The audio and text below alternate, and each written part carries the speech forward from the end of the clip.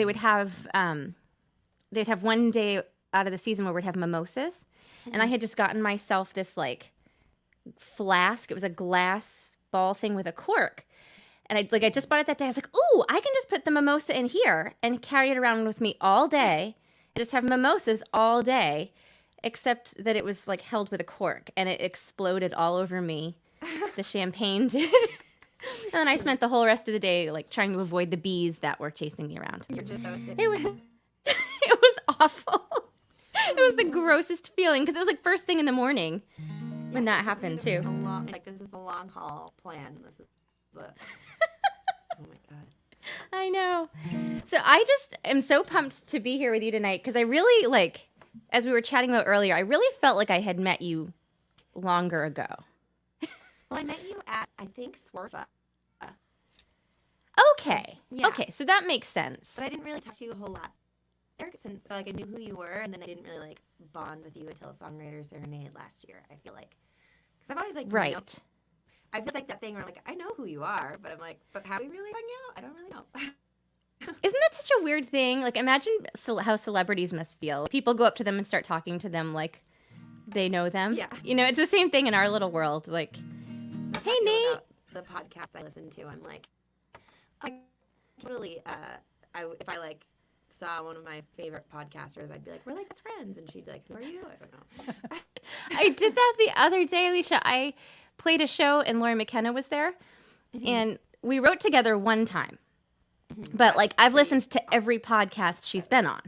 Mm-hmm. So when I saw her again, I'm like, oh, Lori, and you said this and this and this. And then I'm realizing, oh my God, I'm that crazy person. Because like everything I just referenced to her was just things she said like in People magazine. Like not a conversation that we had, but like it felt very like a dialogue. But yes, it did. I felt very included. There you go. Keith, hello. We were just talking about how, so Alicia and I have a mutual friend, Ryan Bider, who is awesome, and you should check him out. But he, like, every time I talk to him, he talks to me about Alicia and how cool she is. I love him so much. It's hard to not. A good friend. He is so cool. And hi, John. Yeah, and he's just, like, not precious about what he knows in the business. Like, he's willing to share contacts and venues and stuff, and I think that's not super common. Yeah, it's interesting because I feel like he and I kind of work together. I'm like, I need a contact in Flagstaff, and he's like, I need one in Salt Lake City, and so we like trade information. But there's starting to be, I feel like there's this like new school of people who are more open to sharing, and that like I have a friend, we're starting like a mega spreadsheet of like all of our knowledge, and so just try to like share that around and be like, hey, you can use this as long as you like add to it, feel free to use it, kind of a thing. So yes, it's the whole rising tides. I talk about that all the time. Oh yeah, rising tides raise all ships, and I think like how would it not benefit all of us if someone in our group like did really well, you know, because we're associated with them. Yeah, exactly. I feel like there's enough out there. I think we all do better when we're working together than, you know, like our shows are better, our social media content is better when we're all doing stuff together instead of like competing. I feel like I've been in a cutthroat music scene before, and it gave me icky vibes. And then I hang out with people who are like, yeah, like let me give you this phone number, and I'm like, okay, great, that's awesome. Here's someone. Yeah, and I can help you out with. It just feels good again, you know. Hi, Carlos and Chris. Ooh, Keith is saying your mic is a little quiet. We noodled around with that quite a bit in our. We're trying. All right, Keith, give us a thumbs up. Better. You sound a little louder to me. I think more Alicia can't be worse. I don't. Uh-huh. Hi, Peter. So Alicia and I met at Swerfa, and then I thought we met at Dripping Springs, but we didn't. And then we were at Songwriter Serenade together, and I'm just so excited to get to know you more tonight. And I just want everyone to know we did not plan the matching shirts. This is just a sign. Denise is here tonight, and I'm assuming her bunny Mocha is here tonight as well. I would like to know if Mocha is hanging out with us tonight. My dog Patty is here. If I have to like let her out so she can bark at things, that might be a thing, just so we're clear. Okay, yeah, no problem. In case that it's a dog, you said? Yeah, her name's Patty. She's She's taking a rest right next to me, but Oh, Patty, what kind of a dog is she? she's a mutt. She is generation upon generation of mutt. So I don't know what she is. I love me a mutt. Well, let's jump in. Can you play us a song? I can play a song. I know a song that I can play. That's what I'm into. I play this little song. It's called Sweeten the Deal. This is to be honest about this song, I wrote this, I was in a songwriting group on Facebook, and it had a deadline of like midnight on Wednesday, and at like 10 p.m. on Wednesday, I was like, I better write this song.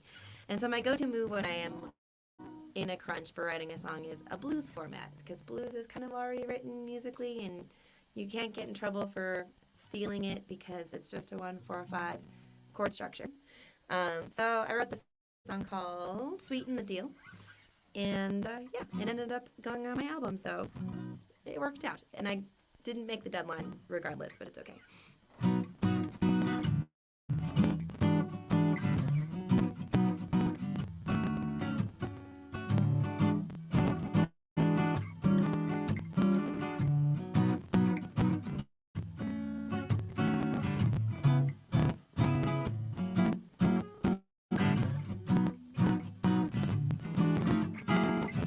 Meet me at the table if you're ready to talk. You got something I want, babe, that can't be bought. I'll make you an offer too good to be real. If it ain't good enough, baby, I'll sweeten the deal. So lay out your terms, I'm inclined to accept. And tell me in detail how you plan to collect. I'll make you an offer too good to be real. If it ain't good enough, baby, I'll sweeten the deal. Oh, I testify that this is bona fide, satisfaction guaranteed. In my experiences with these kinds of events, the longer you invest, the more returns you'll see. I'm not looking for a bargain, no wages too steep. You can't put a price on love, babe, you got what I need. I'll make you an offer too good to be real. If it ain't good enough, baby, I'll sweeten the deal. Oh, I testify that this is bona fide, satisfaction guaranteed. In my experiences with these kinds of events, the longer you invest, the more returns you'll see. So meet me at the table if you're ready to talk. You got something I want, babe, that can't be bought. I'll make you an offer too good to be real. If it ain't good enough, baby, I'll sweeten the deal. If it ain't good enough, babe, I'll sweeten the deal.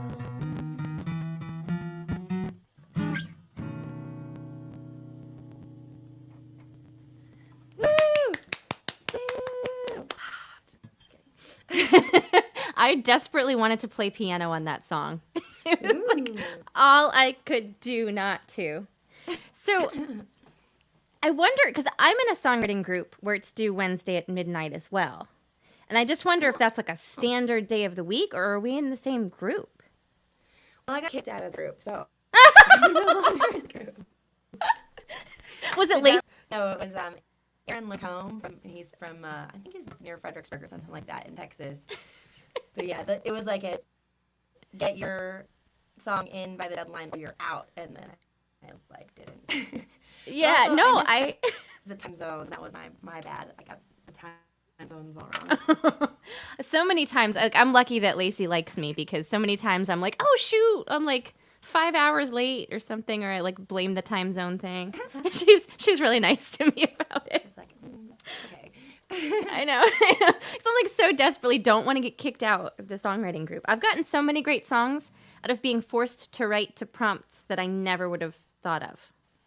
Yeah, absolutely. Like, I'm not in a songwriting group right now, and I feel like I should be, because I like the accountability of either co-writing with somebody or, like, I don't know, just having someone to be like, come on, we're looking for your input this week. I'm like, you're right. So, Yeah, no, it's huge, and I think, yeah, you need it. And one of the things about like being an independent artist and running your whole business is there's just like so many slices of the pie of your day that get taken up with things. It can be really easy not to force yourself to write. It's true. That happens to me a lot. I've been super busy, so I'm like finding it really easy to be like, oh, but I have to book tour dates, and I have to do this email, and I have to do this other thing, and I'm like, there's a lot of really low-hanging fruit reasons to like not sit down and write, and I'm like, but I should still probably write a song. That's the point. Yeah, no, thank you for saying that, because that was my whole day today. I'm like, no, I need to do this email. Oh, I need to reach out to this person and like comment to this thing. And by the time I have a toddler around too, so my time's at a premium. And then like I find a way to just like do office-y work all day. And like, why is that? Because I feel so much better after writing something. Totally, yeah. It's a totally different kind of like flex of muscles to write than it is to like check things off your list. But at the same time, they both need to get done, but one of them's a little bit less soul-crushing than the other. Yes. And I want to talk about that whole idea of a checklist, because like I get in my own way with the checklist. Mm-hmm. Because my checklist also includes like put dishes away, and it gets so long. And I think I started doing that so that I'd have a feeling of accomplishment. It was like a pandemic thing. Oh, yeah, totally. I'm a very like list-oriented person, day planner. Like, I love Excel spreadsheets, and so like I'm the kind of person that if I do something, I'll write it down so that I can cross it off because it wasn't on the list already. Thank you for saying that, because I definitely do that. I'm like, no, I did this today too, and then write it down and check. Yeah, then you get credit for the thing you did, even if it wasn't on the list. So yes, made my bed today. Check.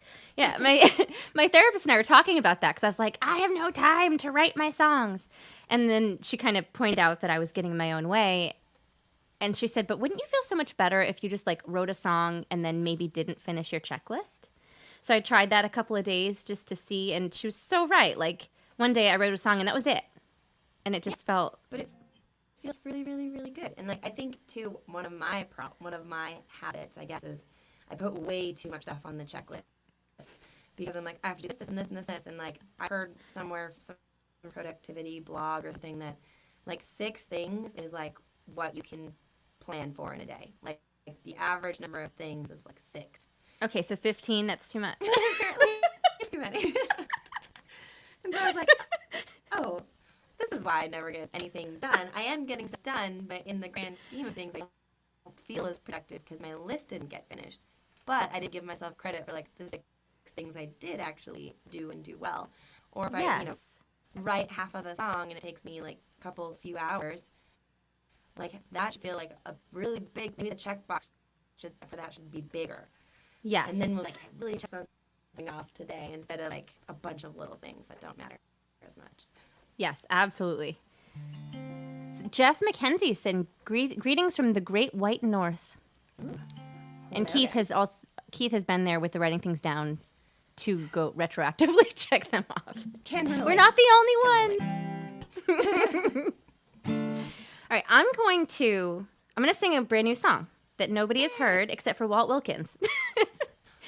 Well, if he likes it, I'm sure it's going to be awesome. Well, I don't know. So I'm recording with him in a couple of weeks. Oh, awesome. Mostly because I'm driving to New Mexico and Arizona to do a little tour. And it's only 5 dates, so I'm like, I have to make this more worthwhile. Why don't I record on the way? So anyway, I wrote this song on the 23rd. It's 5 days old. 5 days old, fresh brand babe. It's real fresh. I might muck the whole thing up, but it just so many people have had the idea of you can never really go home again, and it's a thing that I struggle with because my family's home was auctioned from us while we stood in the driveway. So it's just been this like, I don't want to. It was a trauma, it was a trauma. It happened in my adulthood, but still traumatic, and so I'm always like. Find myself wanting to go back there, and I keep reminding myself like, why? Because the people I love aren't there anymore. It's so. Yeah, that's not Anyway, by its but okay, all right. I'm excited. so all right, I'm gonna try really hard not to mess up.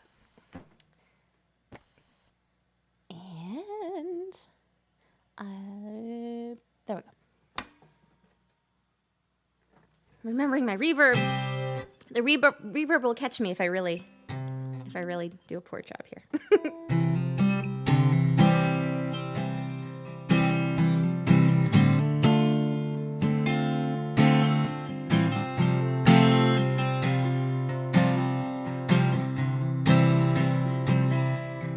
What did time do?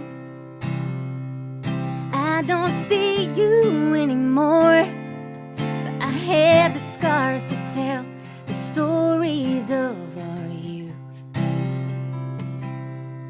We ran the world, our glory days were yet to come. We could be anything, we could be better than where we came from. I was so scared of leaving when the time had come. Like my granddad sitting on the same porch like he'd always done. Hometown son, down the winding road I used to know. But I'm standing here alone, you can never go home again. You can only see the ghost of it.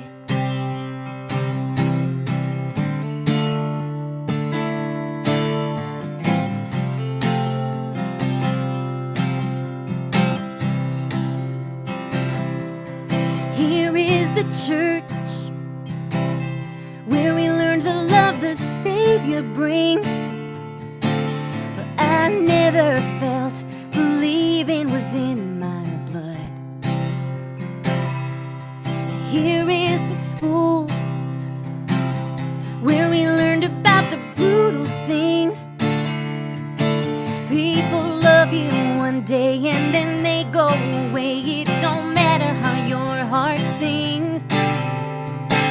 And I was so scared of leaving when the time had come. Like my granddad sitting on the same porch like he'd always done. Hometown son, down the winding road I used to know. But I'm standing here alone, you can never go home again. You can only see the ghost of it.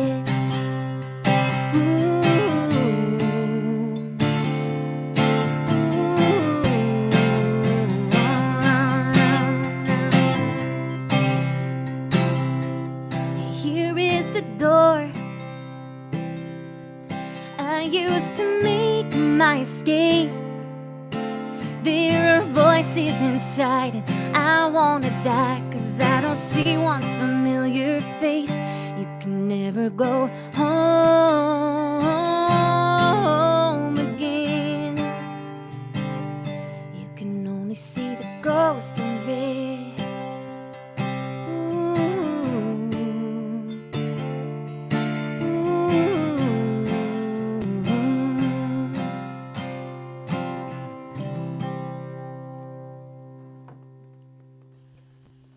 Yay! New song, new Thank song. you. Feels good to play new ones. Oh, thank you, Janet. Oh, hi, Janet. I know Remember to Janet. turn. You know Janet? I know Janet. So, I'm curious to know how many of the people watching are patrons of your cocktail hour show. Ooh, I know that Keith and Jeff and Janet have attended a cocktail hour before, once or twice. So. Is Jeff the one who asked what the cocktail was tonight? From the comments from earlier? Yeah. So, Janet. Jeff, was that you? Did we talk about cocktails? If it wasn't Jeff, it was somebody commented on Alicia's post about tonight and asked her what specialty cocktail she would have. And I went on about this elaborate one I was going to do tonight, and then I just poured ginger ale and vodka into a cup. You know what? That's how I feel. Lazy man's cocktail. I'm having a hot toddy, a lazy man's hot toddy, which is just like yogi tea and whiskey. I was going to ask you what a hot toddy was. That's supposed to be good for the voice. Yeah.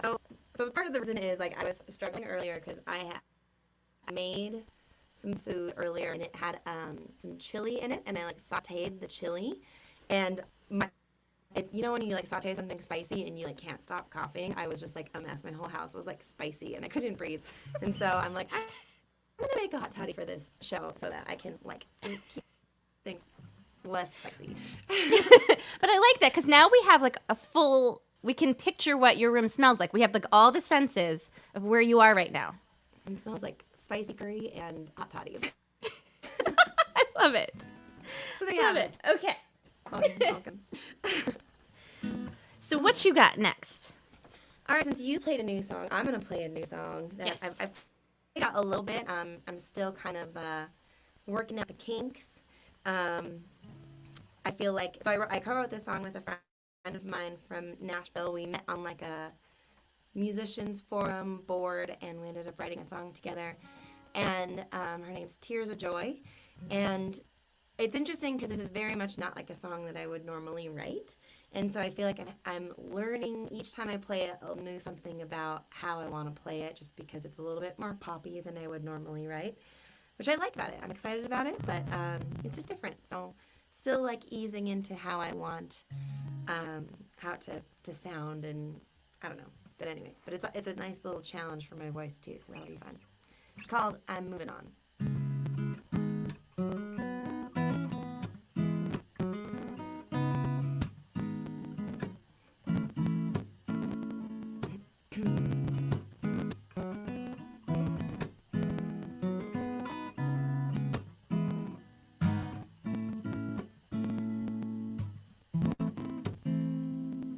You're getting what you want, but I ain't got what I need.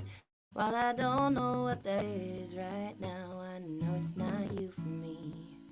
I'm not feeling too good right now about what's been left unsaid. Tight-lipped, holding back if that's as good as it gets. I'm done holding my breath, no more wasting my time. I'm done putting my heart last in the back of your line. I got this feeling that I won't be ignored, 'cause I know what I'm worth and I know what I'm looking for. I'm moving on. I'm moving on.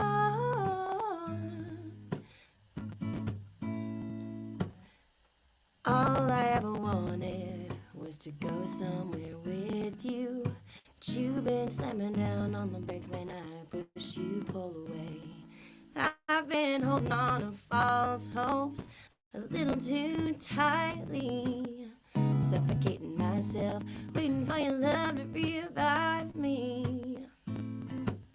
I'm done holding my breath, no more wasting my time. I'm done putting my heart last in the back of your line. I got this feeling that I won't be ignored, 'cause I know what I'm worth and I know what I'm waiting for a reason that would make me want to stay, a reason I could give my love away. But I've waited long enough. I'm done holding my breath, no more wasting my time. I'm done putting my heart last in the back of your line. I got this feeling that won't be ignored, 'cause I know what I'm worth and I know what I'm looking. Done holding my breath, no more wasting my time. I'm done putting my heart last in the back of your line. I got this feeling that I won't be ignored, 'cause I know what I'm worth and I know what I'm looking for. I'm moving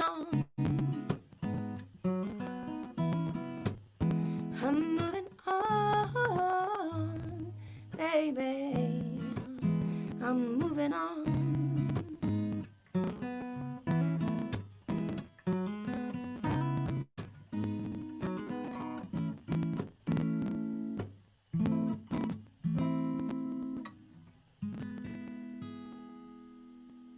Something like that. I love it. I love Thank it. you. Mike asked if we can turn your volume up just a little bit. Okay. We can try that, Mike. Here. Is this better? Sounds louder to me. Say louder. Great. Thank you, Mike, for your Okay. feedback. Yeah, for sure. I like one of these days when this live stream is huge and we have an audio engineer, then we won't. The stuff of dreams. How things have shifted. I used to just want someone to carry my stuff to gigs, and now we want like a digital sound engineer for live streaming. The pandemic Oh, has changed man. us. And I think so. The pandemic made me super lazy with regard to gigs because I stopped. Prior to the pandemic, I was doing bar gigs all the time, for which you always have to bring all your shit. And then after it, I'm like, I'm not going to do that anymore. I'm just going to do listening rooms where I never have to carry my stuff. And now the thought of carrying anything is like, setting up a Also, carry PA. purse. For some reason, like I've downgraded to like a little teeny tiny wallet, and that's all I bring with me anywhere I go. I'm like, all I need is a wallet. No more purses. That was my pandemic like weird shift. I'm like, I don't carry a purse anymore. No chapstick? Because I can't go without my chapstick. I'm not a big chapstick person. It's not my jam. How? I would love to not need it. It's like it's a problem that I have. I have like 5 of these EOS things floating around my keyboard. It's like literally within arm's reach right now. I've got one everywhere. How do you do it? Somebody said to me once that it's just that the more you use it, the more you need it. I think that's what I've heard. I only use it like if I'm skiing and it's like, and I need like the sunscreen aspect of it for like extreme weather conditions. Okay. Maybe this is So I a want it thing. in my ski jacket. That's it. Okay. I think, you know what I think happened is when I was a kid, I was playing a show and I was playing piano, so I had no free hands, and I smiled and my lip got stuck to my teeth. And I couldn't fix it. It was so embarrassing. I was like 15, and I truly feel like that's when the chapstick thing began. You're like, I'll never be caught without my chapstick again. This will never happen again. It was humiliating.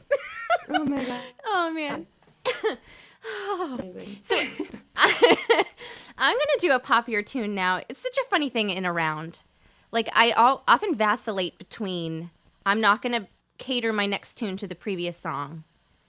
But then sometimes you have to, because like I have a poppy-ish tune with a similar chord progression.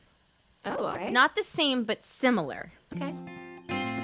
I did this. I got a last-minute gig last Thursday. They like called me at 1, and I had to be there at 5. And it was. Have you heard of Hailey Whitters? I don't know if Hailey Whitters. She's an up-and-coming country star, but the audience was just like. I loved it, and it energized me so much. But most of the time, we do like quiet listening rooms. But this was full of woo girls. Okay. Everything I said or did, it was woo. It was. I think we all need a woo girls show because I'm still riding that self-esteem. Anyway, they wooed this song a lot. Okay. Let's see. So I'm gonna put up here. This one. If you go to my website, I'm super proud of myself. I made a mailing list tab, and I made a shop tab, and then I made a press tab. And I would love to have people go visit my website just so I feel like my efforts were not just for me.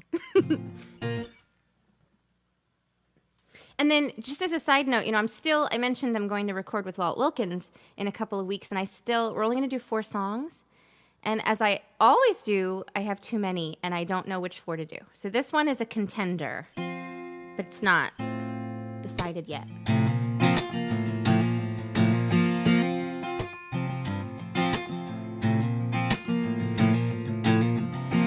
You think you know me like a name in a magazine.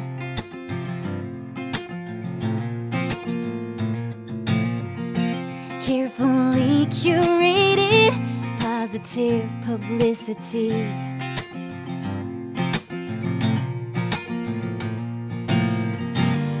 Barely scratching the surface.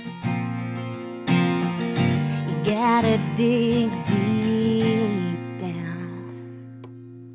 Sure, I'm pleasant when the days are sunny over a glass of champagne. I am a delight with the lights out, honey, but I hope you still hold me when it rains. When it rains, when it rains, when it rains, when it rains, when it rains.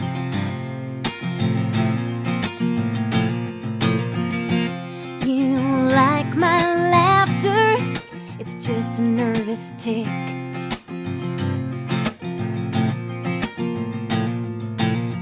Find a song on the radio so I can sing along with it.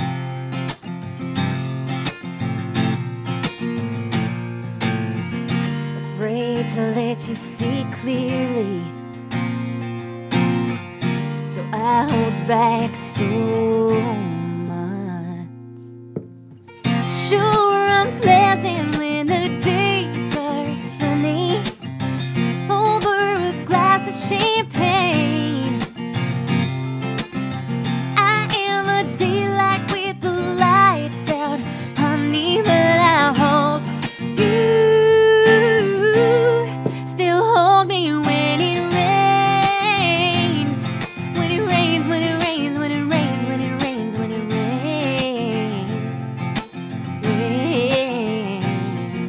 'Cause everything is beautiful when everything is beautiful. But what about when it all gets real? Yeah, I'm pleasant when the days are sunny over a glass of champagne. I am a delight with the lights out, honey, but I hope you still hold me when it rains. When it rains.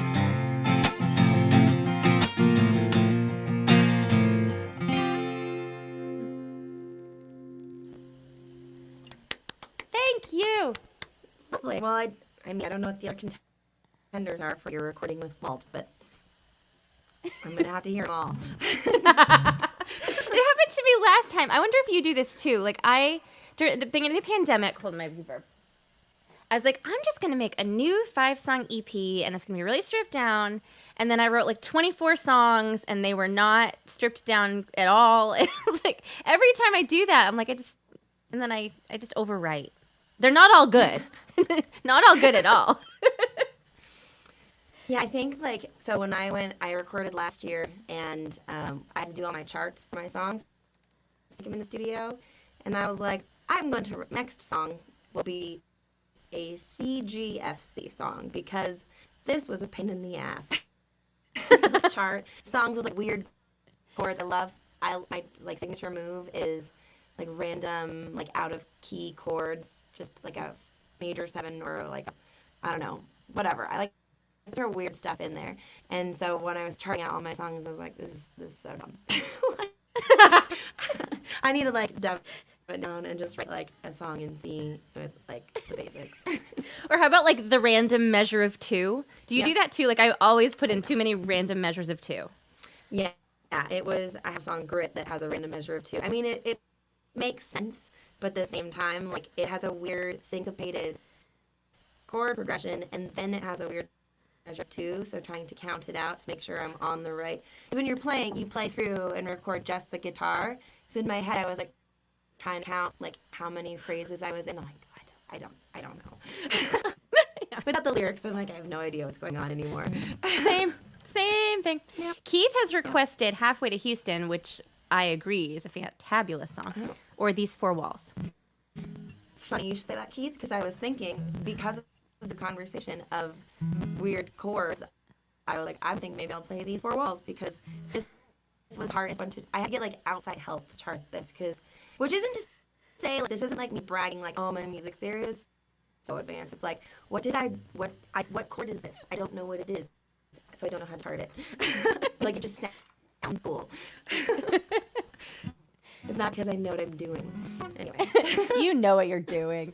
Hey, Dave. Thanks for coming. And Sarah, Gabriel, thanks for being here. Dave Schulenberg, do you live in Schulenberg, Texas? Because I love Schulenberg, Texas. Dave's near me. Oh. Dave, I want an update. So throughout the pandemic, Dave was in a wheelchair and was working on standing and then working on taking some steps. And I'm just curious, Dave, if you can update us, because I would love to know. All right. I'll throw it to you, Alicia, and then give him In the meantime, play this song called These Four Walls. This was a song that I wrote when the pandemic was in full lockdown and I finally had the time to write the song. So this had been like kind of marinating in my imagination, my brain for a while. And it was an important song because I needed to process it in order to write it. I knew I had to write it, but I didn't know how I was going to. So that quiet time of the pandemic was a nice moment to like take as much time as I needed to process and write this song. So this is called, and it was very fitting because I was alone in my house. And so I wrote a song called These Four Walls. All right. And Janet was in the song circle where she helped me work on this song.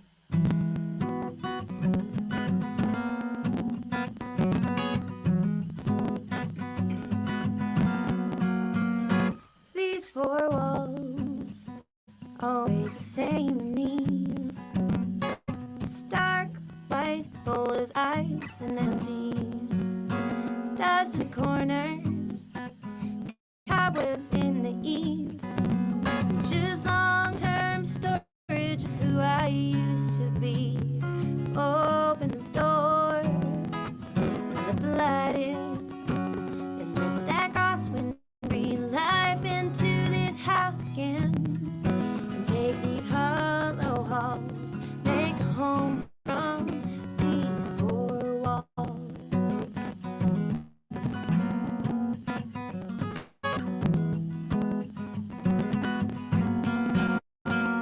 Shuttered in my fiercely guarded post, haunted by unwanted but familiar ghosts.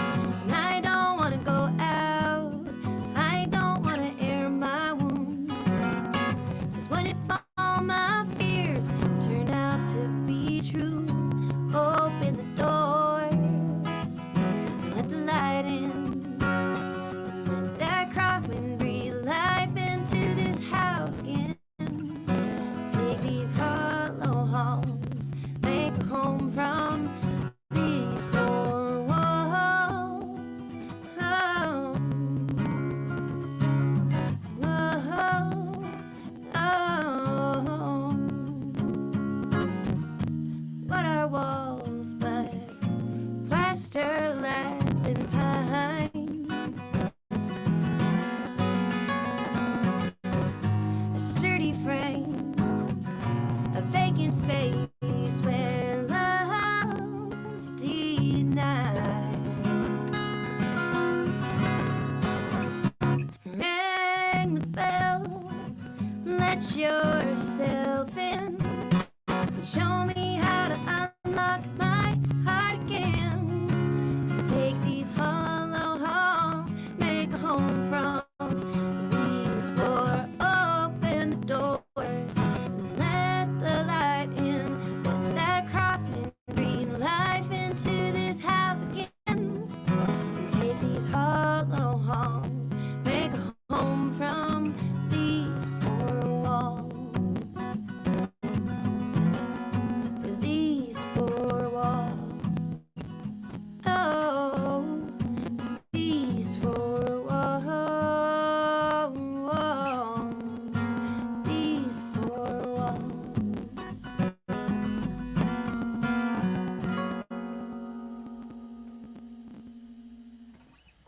I love that. Thank you so much. My favorite moment was that the line about what is it? Storage of who I used to be. Is that the Long-term one? storage. Yeah, long-term storage of who I used to be. That is a money line. That is so good. You, thank you. That actually speaks to a conversation I had last night. Right after I graduated high school. It's not quite 20 years ago.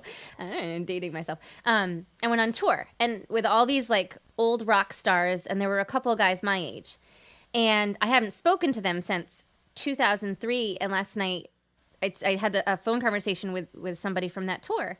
And it was just so funny. He's like, I remember you're super Christian and you're this and you're that. And I'm like, oh my gosh, like, I am not even close to that person. Like, it was just so interesting. I hadn't realized how much I changed, and the thought of like who I used to be is not even like, Yeah. this. Isn't it? Have you ever like looked back through like high school diaries or anything? It's kind of mind blowing. Yeah, I think it's interesting because I feel like when I jumped into music, because I didn't really get into music until after college, and I felt like ashamed that I didn't, like, I grew up in, I think we were close to the same age because I was class of 04, and so, like, I grew up with, like, Britney Spears, millennial music, like, Britney Spears, Backstreet Boys, like right there at the emo phase, like, all that stuff was coming out, and that was the pop music that we grew up on, and it was before I really, like, deep dived into music, but the music that I loved was, like, Jewel and the Indigo Girls, and, so... Lilith Fair. Yeah, like, that kind of stuff, and so I was just like, that's, like, not cool, and so, like, I was ashamed that I, like, didn't grow up listening to, like, Joan Baez and Joni Mitchell, and I'm like, well, that's just not my history, and so it's interesting, because now I'm way more into, like, owning the fact that I'm like, well, this is the music that shaped me, and it's, like, kind of like I skipped it for a while and pretended, like, not to own who I grew up as, and now I'm like, oh, I've changed a lot, but those elements are still, like, there, and as much as I tried to, like, distance myself, I'm like, oh, still there, still there. Yeah. No, So it's almost an opposite effect, but, yeah.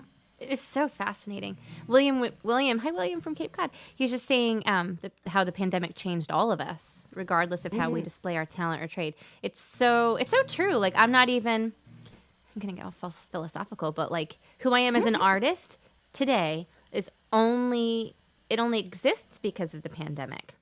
Like, I prior to the pandemic was so. I had no self-confidence at all, and so I only ever played in a trio or in a band, and I would write for those things. And then all of a sudden, when I couldn't play with people anymore, I was like, oh my God, I have no songs for me by myself. And so it, like, forced me to reimagine this whole thing. That's interesting. Yeah. Keith says thank you for that song. It's a great song. Thank you. Thanks for pressing it. Thank you for knowing that song. I appreciate it. And just to speak to, you're talking about loving Jewel. So, like, I fell in love with songwriting in 1997, and my influences were...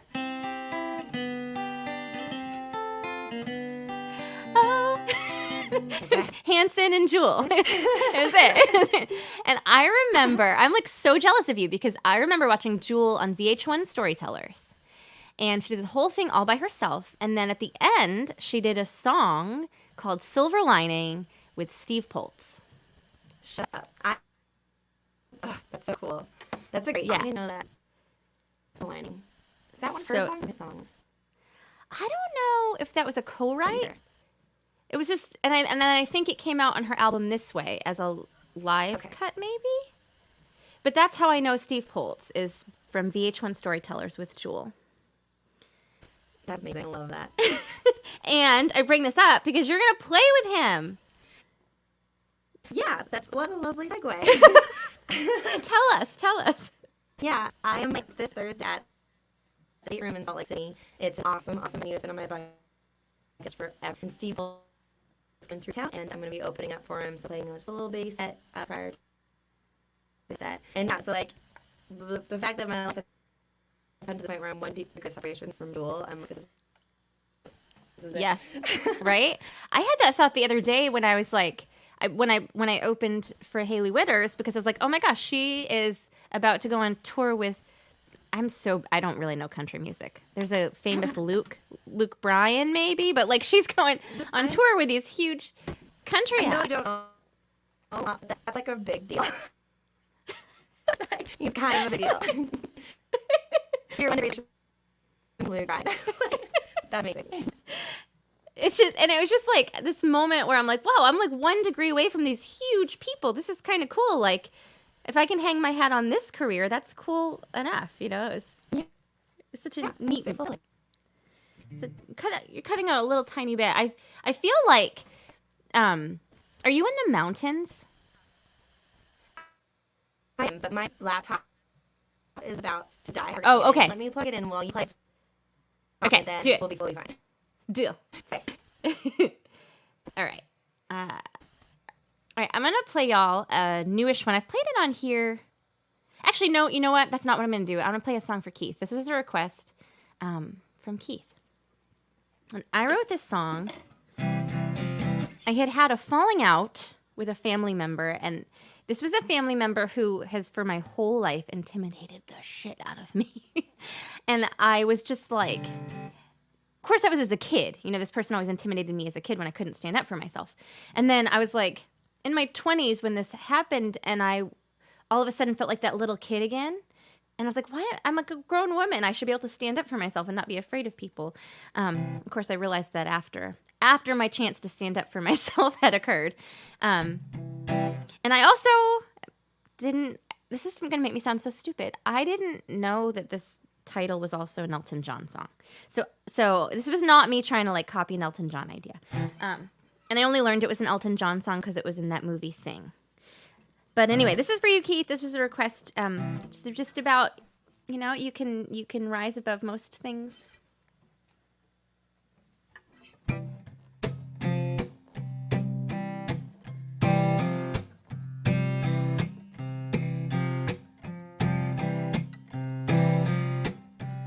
I sit here staring as the rain comes.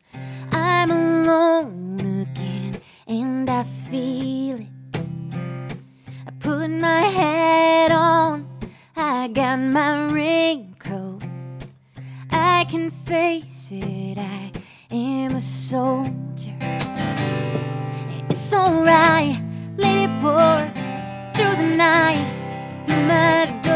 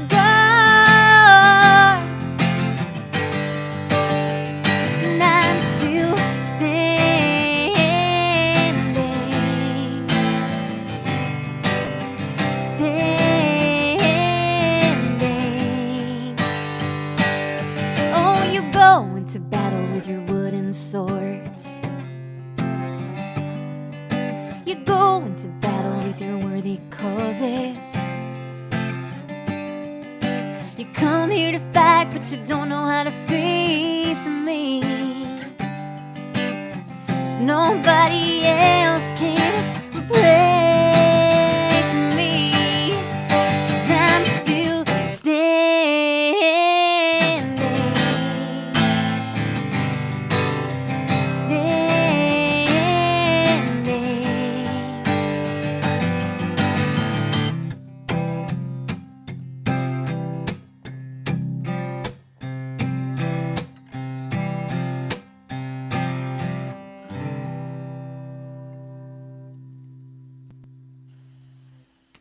Thank you.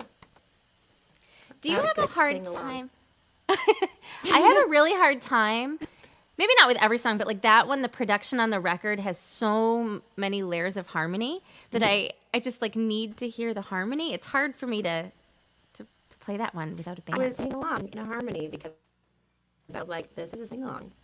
So yeah, I hear it. I get Yes. you.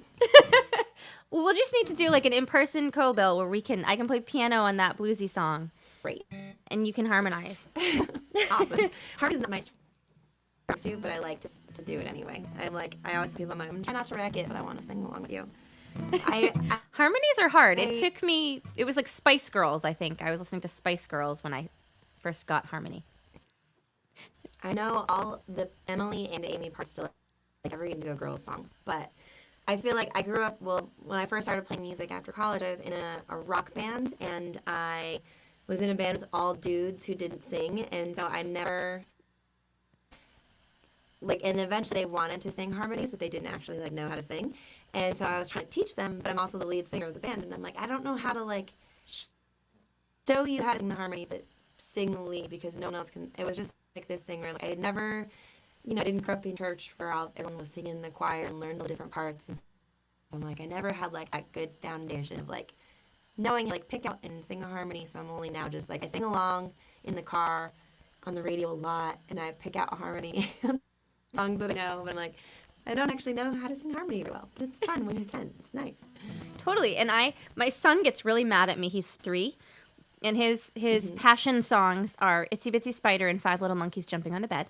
We listen to them all day long. And so I just do every harmony part to them, and he gets so frustrated with me. That's hilarious. No, son, I am practicing. I'm going to find the 5th on this. Seriously. Awesome. That's a good way to do it. Yeah, I tell him, Mama has very important working to do. I have to sing the harmony on 5 Little Monkeys. Okay. Now I'm thinking of that. That and 3-part harmony, the minor chord. Anyway, yeah. What you got next?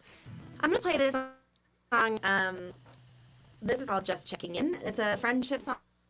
It's kind of this is a song that I could never finish. I think it took me 5 years to finish it, just because it kept changing. And I think part of me as a younger songwriter, I think I was embarrassed to write what I meant because I didn't want to hurt anyone's feelings. And so I tried to mask it as a pretend relationship song. I'll pretend it's a love song, and then no one will know what it's actually about. Which, when you say it out loud now, that makes sense that it didn't really land the way I wanted it to land. So I finally rewrote it last year during the pandemic when I had time. For the 18th time, I was this is about a friend of mine, and not just one friend. I feel there's some experiences that are in the song, but I feel this happens for relationships a lot, especially when you get to your 30s. And, your friendships from high school, they change a lot, and then you try so hard to hold on to it, and they just don't stay the same. So I finally, I'm going to write that song. Yeah. Instead of pretending it's something else. So here we go. We have Just Checking In.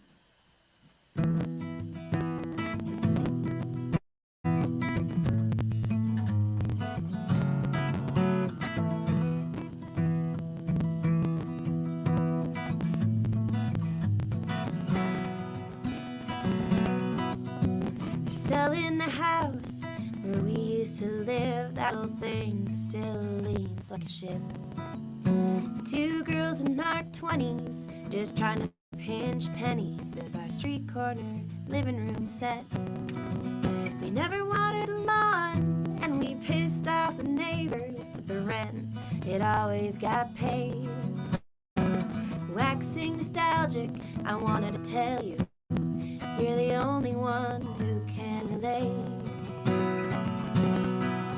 So I'm just checking in to see how you've been. I was thinking about you today.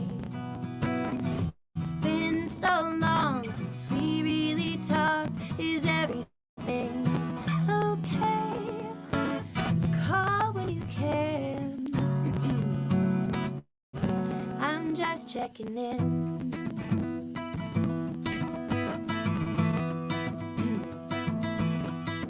We'd hold court in that kitchen, nothing off limits, secrets paired with boxed wine. Until there on the table lay the sum of ourselves, right along with the forks and the knives. And the last last time I saw you on the 4th of July, well, I didn't know that you were in town. How was the drive? Yeah, the weather's been nice, like a good wine watered down. I'm just checking in to see how you've been. I was thinking about you today. It's been so long since we really talked. Is everything okay? So call when you can. I'm just checking in. I was angry with you for a long time. Was it easy for you to walk away? And what did I say? What did I do wrong?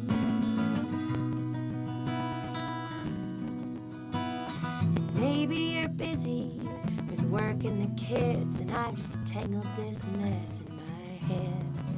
Or maybe we've changed since those 10 street days, and there's nothing left to be said. I'm just checking in to see how you've been. I was thinking about you today. It's been so long since we really talked. Is everything okay?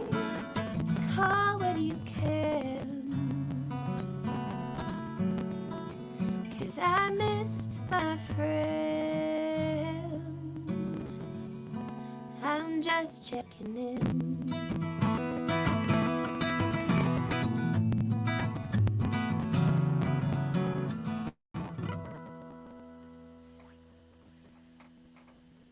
Yes.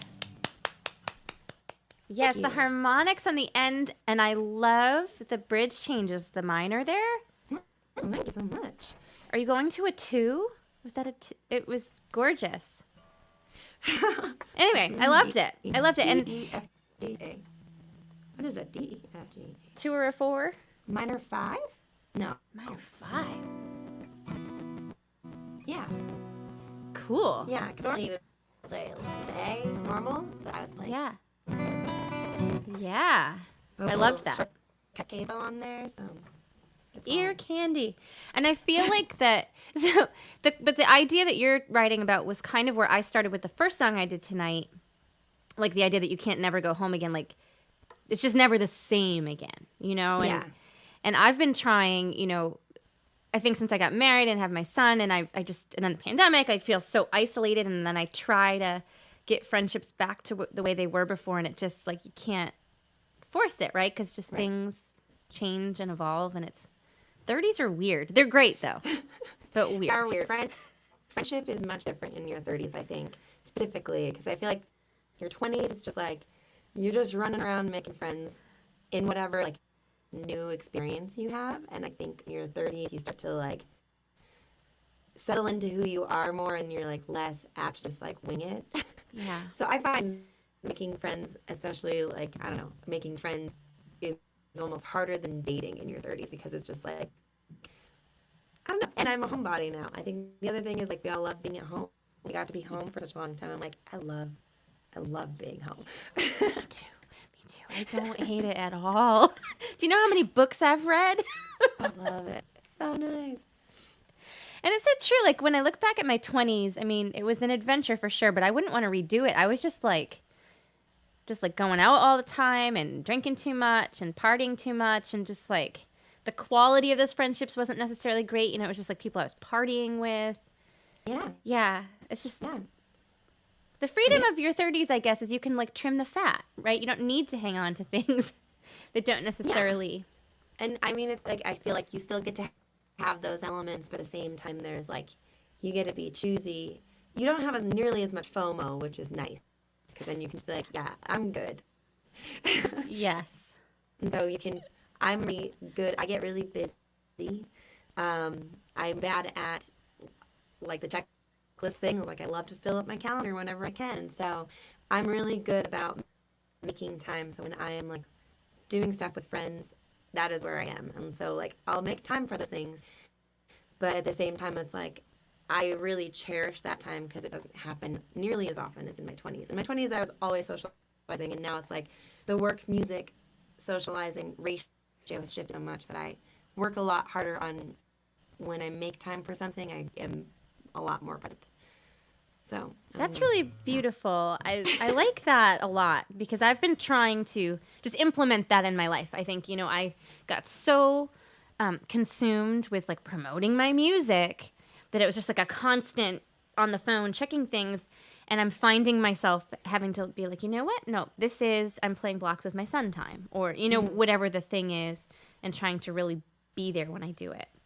And it's hard. It takes a lot of like, even when I sit down to write, let's say, if my phone comes with me into the writing room, I'm going to keep opening it, you know, and it's yeah. And it's funny because like there's never not something to do when you're an independent musician. There's no such thing as being bored because there's always something you could be working on. Yeah. And so to like make time to be like, you know what, I will get to it. Right now, I am having wine with my girlfriends and talking about their breakup or whatever it is. And like that's what we're doing, you know. Yeah. And whatever it is that you need to be present at, it's like that's what we're doing right now. And I'm so glad you said that about when you're an independent musician, there's like always things to do. A friend of mine is an amazing artist. She made these mugs for me that I sell. Mm-hmm. But she put this, I wasn't really trying to make a sales pitch there. But she posted this thing, like a pie chart. And one of the pie charts was like what people think it's like to be an independent artist. And that pie chart was just making art. And then the reality one was just like a gajillion little slices of all the things you have to do. And then making art was like... Yeah, and making art is the same amount of time as like check emails. You know, it's just exactly. It's such a interesting career.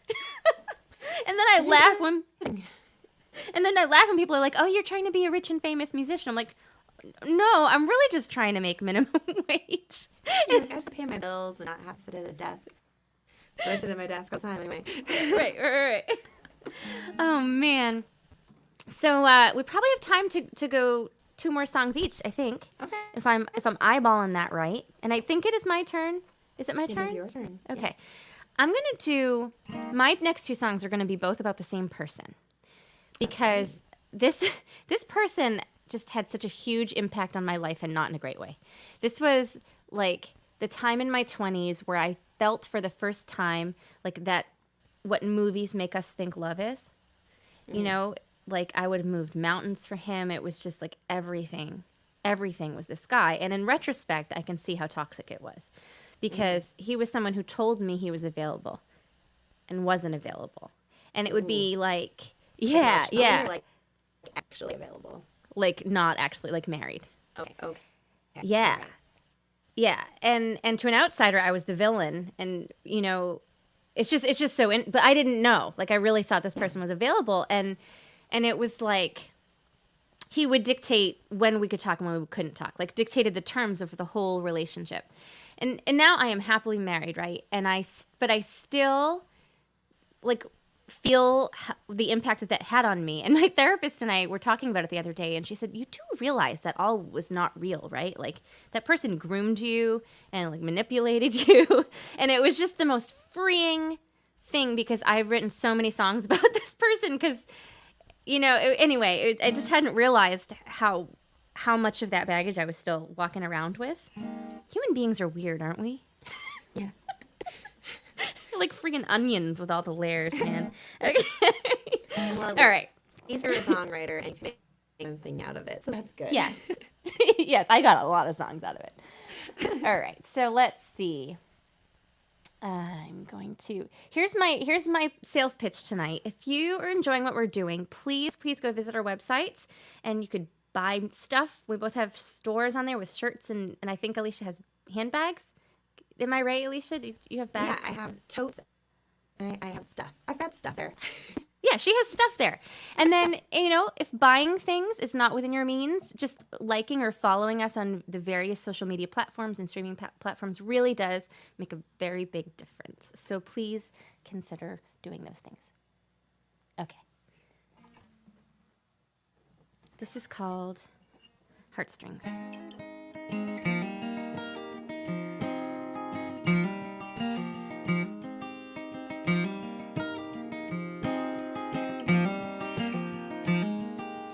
What am I doing? He's looking at me. It's getting hard to breathe. Are these apparitions I'm starting to see? Don't give my heart back to me. Keep strumming on my heartstrings. You take away all of the pain. Keep strumming on my heartstrings. I want you to be mine. I want you to be mine.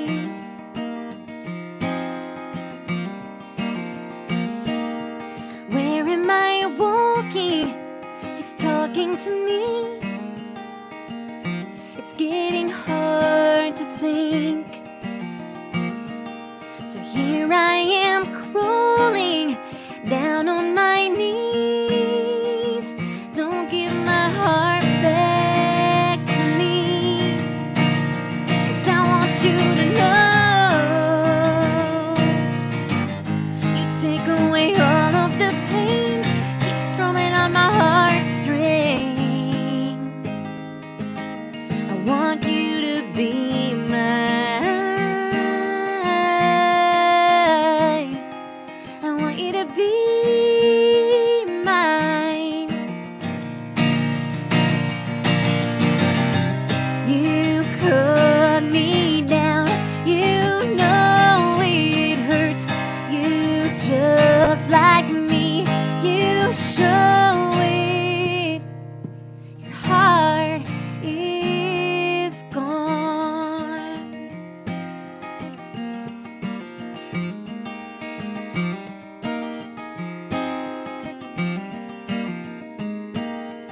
Who am I talking to? He looks at the floor. He don't want me anymore. So here I am crawling down on my knees. Don't give my heart back to me. I want you to know. You take away all of the pain. Keep strumming on my heartstrings. I want you to be mine.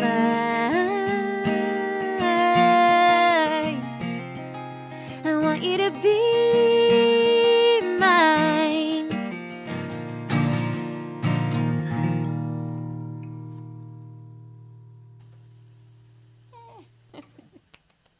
Thank Very you. nice. You have such a nice. You're so good at melody. Like, these are melodies I would never think of. I just think that's so cool. Thank you. I really appreciate that, because I was trying to write today and I couldn't, and everything I sang I was like, that just sounds like something I've already done before. Like, I was just getting so frustrated and I rage quit. I rage quit. Okay. That's not what I thought you were going to say, but that's all right. I learned that from a student a while back. I had been asking her if she practiced, and she just very kindly said, "No, Miss Grace, I rage quit." I just like that. That's amazing. I think I want to, well, sometimes you just need to rage quit. There's a time and place and it needs to happen sometimes. It's like a tea kettle that needs to let out the steam. Thank you, Otis. Hey, Otis, thanks for tuning in. I know. So just one more little plug for us. Okay. You should all follow us on Spotify. And I know that might be a polarizing issue right now. Maybe that's died down. People don't seem to care too much anymore. But please do it. Because, yes, it doesn't make a lot of money, but it is a thing that independent artists need to build. So please follow us on Spotify and Apple Music and all of those things. And I have a Spotify playlist featuring all of the artists that join me on Monday nights. So Alicia's music will be added to that tonight or tomorrow. So you should go follow that too. Yay, well, thank you. That's the plug. Cool. I love that.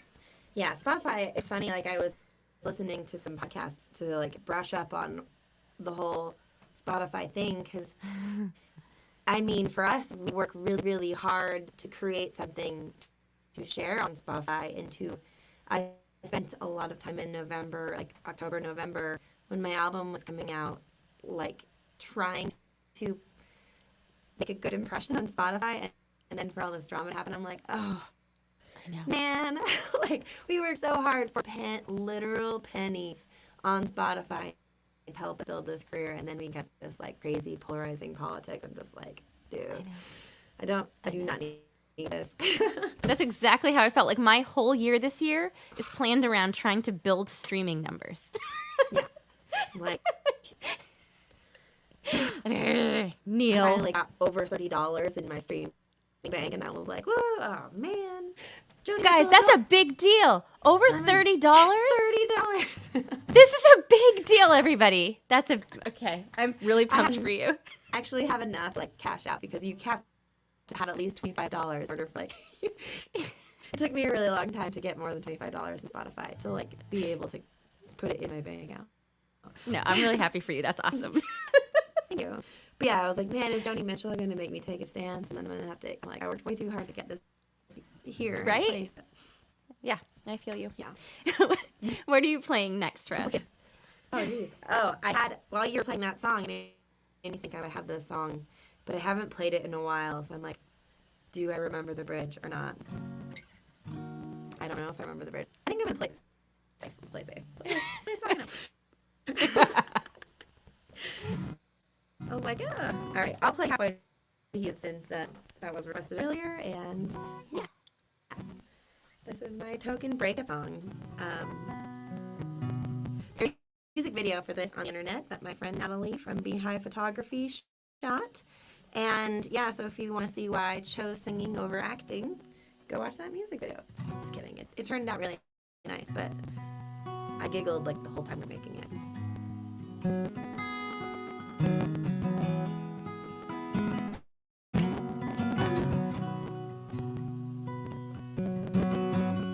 I was up before the sun that morning,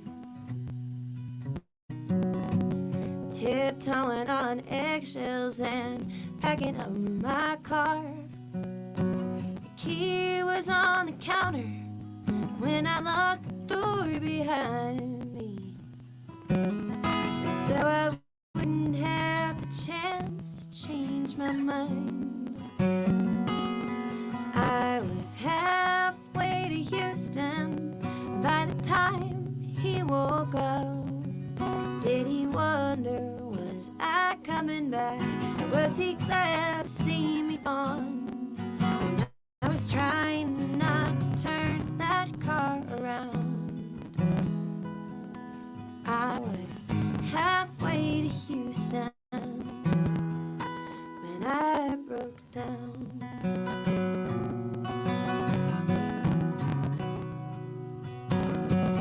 Guess you could say that nothing happened. It's not the same saying nothing was wrong. How could we not notice the tender touch turned cold? It takes time to build a callus thick enough. I was halfway to Houston by the time he woke up. Did he wonder, was I coming back? Or was he glad to see me gone? And I was trying not to turn that car around. And I was halfway to Houston when I broke down.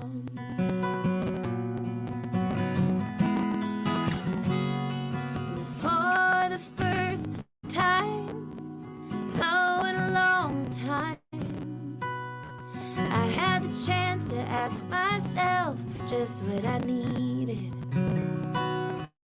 Oh, the interstate gave me space to see it. And then every mile hurt just a little less. And I was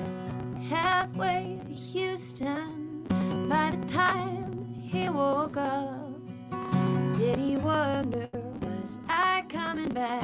Or was he glad to see me gone? And I knew that there was no turning around. And I was halfway to Houston, halfway to Houston, halfway to Houston, when I broke down.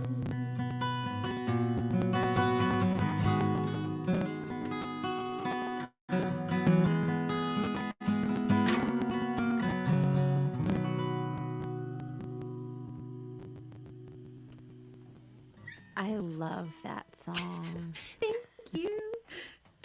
Otis, I know. He's just saying that the video feed is slow. It's Wi-Fi is sometimes our friend and is sometimes not our friend. But the audio doesn't sound like it's slow to me. And Keith loves that song. And it's such a fabulous lyric when you talk about breaking down. Because it could be your car and it could be your heart, and it's just so good. That song is so nice. I also want to sing and play piano on that song. I don't know how you feel about this. I'm just going to invite myself to play on all your songs. I love it. I love piano so much, and I'm learning piano still. I got a free pandemic piano, and if you move it, it's yours. And so we moved piano to my tiny little house, and I'm still learning it. But I love the sound of piano. I think it's so pretty.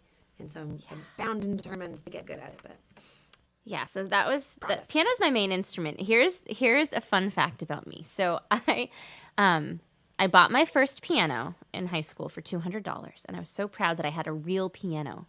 Finally, no, I might have been in college when I bought this, and then I was working at a music store, and somebody gave me a free grand piano. Ooh, and then I bought a house, which is like a little summer cottage, and I just have too many. I also have a third piano. I just have too many pianos for my house. But they're like these beautiful ancient instruments, and they have names. I can't. That's one of them. It's so pretty though. How do you get rid of something, especially when they're old and they're so gorgeous, and they're the way that they used to make things back in the day by hand, and they're just beautiful. How do you even let that go? When these people were getting rid of their piano, it's a 1920s. I don't know anything about pianos, but it's from the 20s, and I'm this thing is so cool. It's so cool. Yes. It's perfect for my little house, but I'm I don't know how you let stuff like this go, but it's because it weighs 600 pounds. Yeah, it's a lot to move it. Yeah, so I get it. But. And I think about all the kids that have learned on the pianos, they just have so much good juju in them. And all my pianos are from the 20s too. That's cool. What is that about?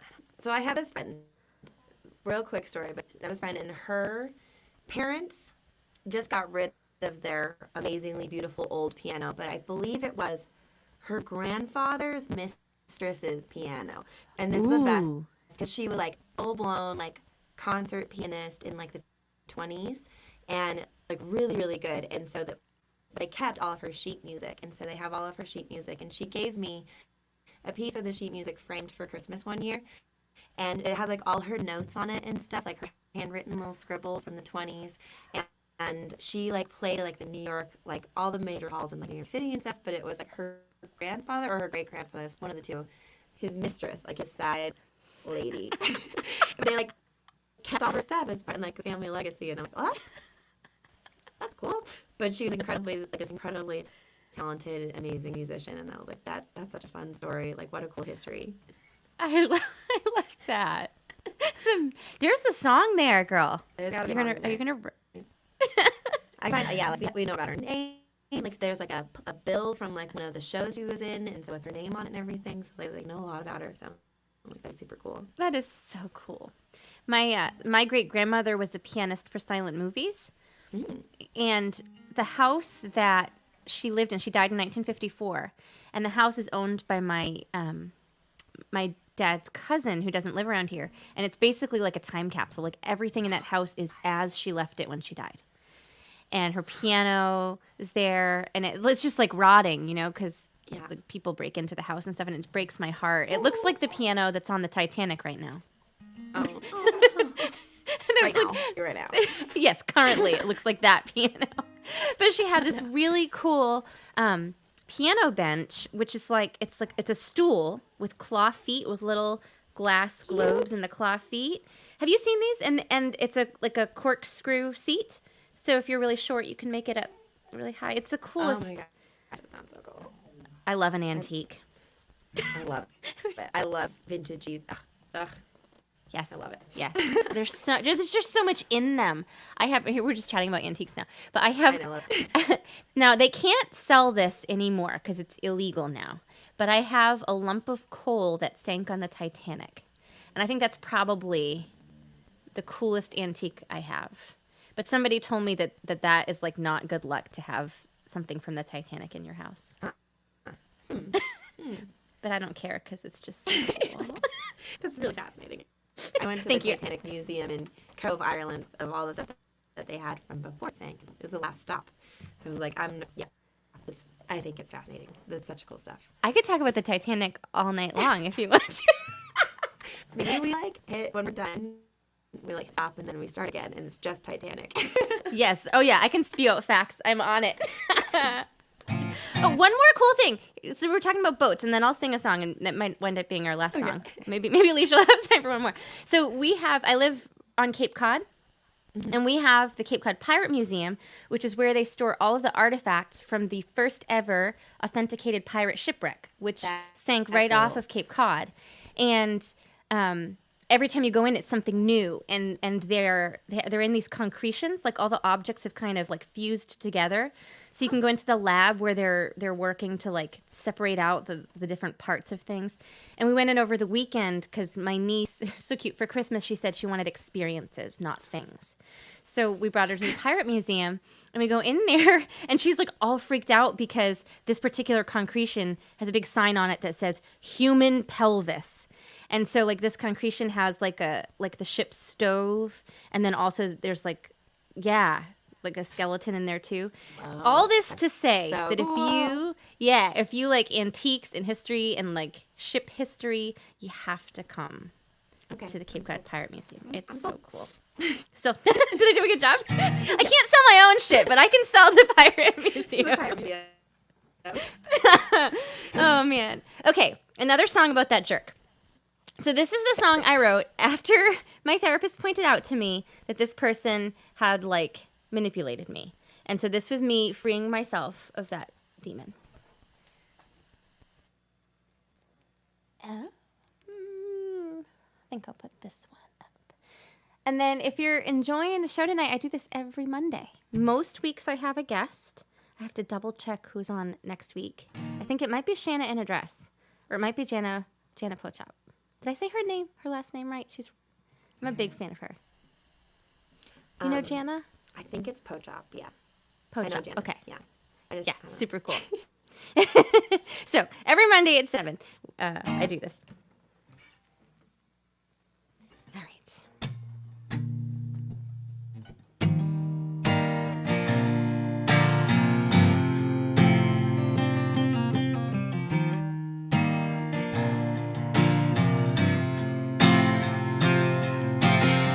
Sometimes I dream about you.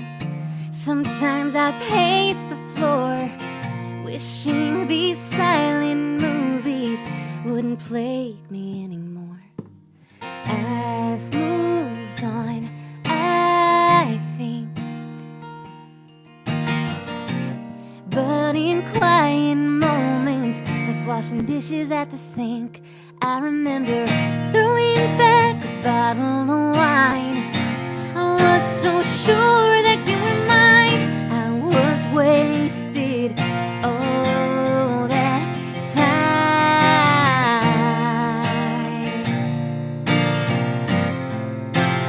Ooh.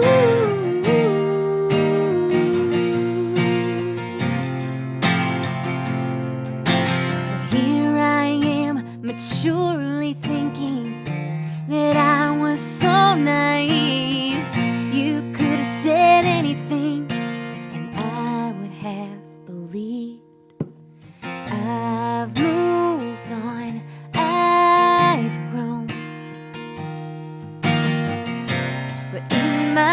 weaker moments I still go back, and I remember throwing back a bottle of wine.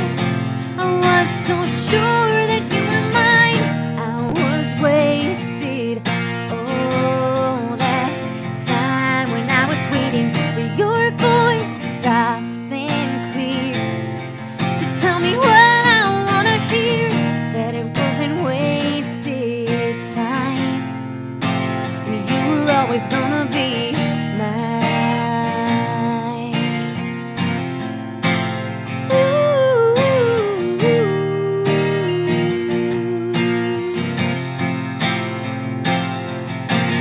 You knew your prey, I know you did, when you brought me home. And you crossed the lines when you wanted to, once they were drawn. I had no say and I let you take me down, down, down. And I remember throwing back a bottle of wine. I was so sure that you were mine. I was wasted. Oh, that time when I was waiting for your voice, soft and clear, to tell me what I wanna hear, that it wasn't wasted time. You were always gonna be mine.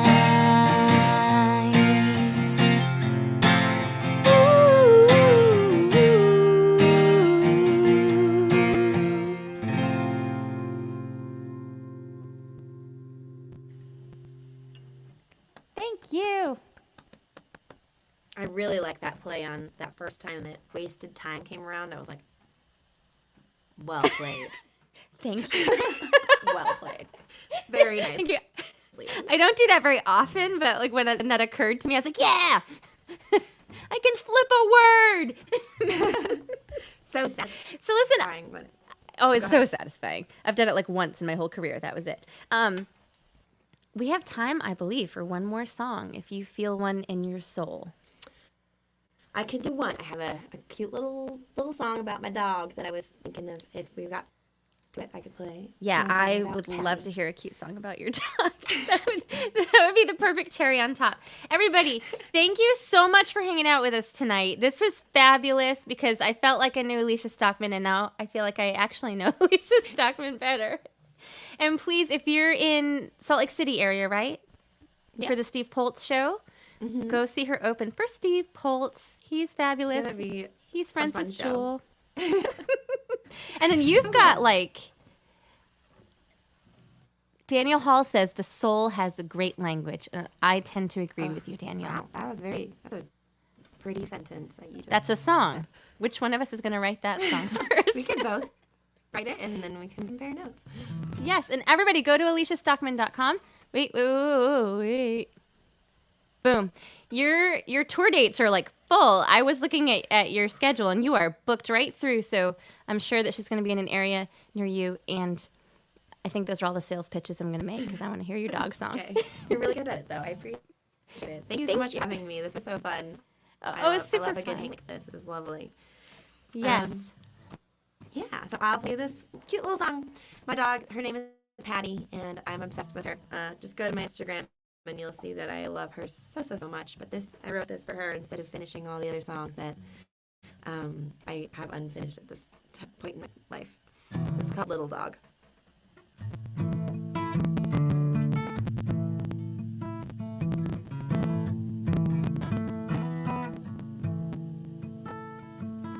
Hey, little dog, I've got a question for you. Who's a good girl? That's right, it's you. 'Cause you tell me when UPS is at the door, and you're right behind me cleaning all my crumbs up off the floor. Well, you've got me wrapped around your little dew claw.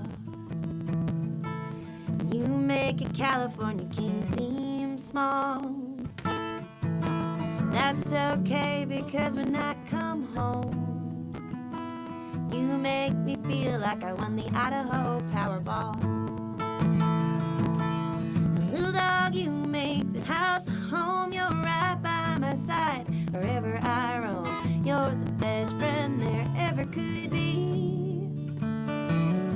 Oh, little dog, you're a big deal to me. Little dog, you're a big deal to me.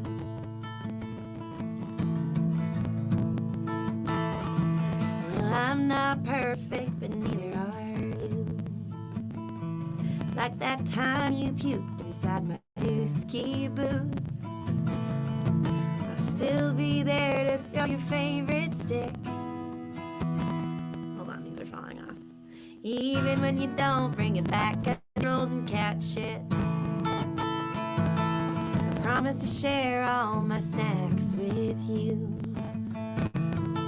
Peanut butter popcorn, tortilla chips too.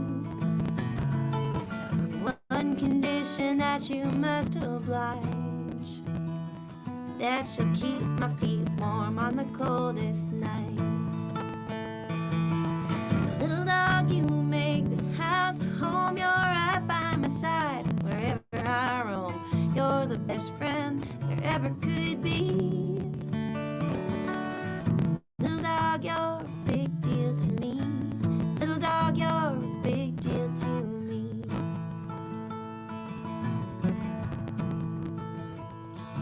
And when your time comes to cross the rainbow bridge, I hope Canine Jesus scratches every itch. I always have a piece of you in my heart. Plus there's a dog hair on my sweaters, in my bed and in my car. Oh, little dog, you make this house home. You're right by my side wherever I roam. You're the best friend there ever could be. Oh, little dog, you're a big deal to me. Little dog, you're a big deal to me. Oh, little dog, you're a big deal to me. Oh, little dog, you're a big deal to me. Dude, just when that was going to get sad, you talked about Canine Jesus. That was amazing. And that's going to be recorded, yes, because the world needs so, that yes. more. Oh my God. So if you happen to play that at the folk festival in Tucson, I might have to sing with you. Okay. Just not like on stage. I won't jump on stage with you, but unless you want me to, but I I'll mean, just do it stand all. there and I'm going to proudly sing about the cat shit and the stick and the whole thing. That was amazing. Alicia Stockman, everybody. This was so much fun. Even though I had a really lame cocktail. This is barely a cocktail. And, you know, I feel like we touched on some really important topics tonight, like 1920s pianos, Canine Yes. Jesus, Pirates. pirate ships. Like, we just went there with no fear. Yeah, I love it. This is a delight. Thank you for sharing your Monday night with me. I appreciate it. Yes, likewise. And thank you, everybody, for hanging out with us.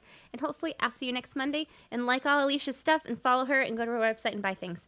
Good night. Good night. Thank you. Bye.